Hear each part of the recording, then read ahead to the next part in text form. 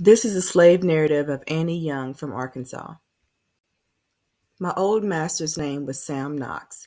I remember all my white people. My mother was the cook. We had a good master and a good mistress, too. I wish I could find some of my master's family now, but after the war, they broke up and went up north. I remember well the day my old master's son got killed. My mother was working in the field, and I know she came to the house a crying. I remember well when we was out in the plum nursery and could hear the cannons. My white girl Benny told me, "Now listen, that's the war a fightin'." The soldiers used to came along, and sometimes they were in a hurry and would grab something to eat and go on, and then sometimes they would sit down to a long table. I could hear my great grandmother and my mother talking. We'll be free after a while.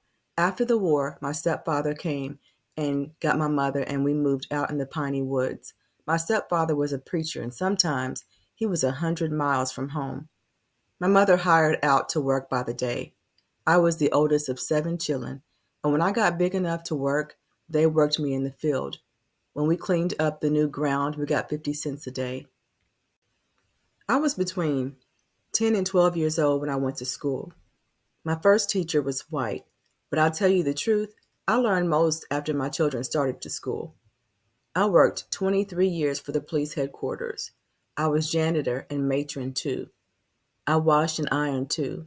I've been here in Pine Bluff about 50 or 60 years. If justice was done, everybody would have a living. I earned the money to buy this place, and they come and wanted me to sign away my home so I could get the old age pension. But I just had sense enough not to do it. I'm not going to sign away my home just for some meat and bread. Thank you for sharing your story, Aunt Annie. May you rest in peace.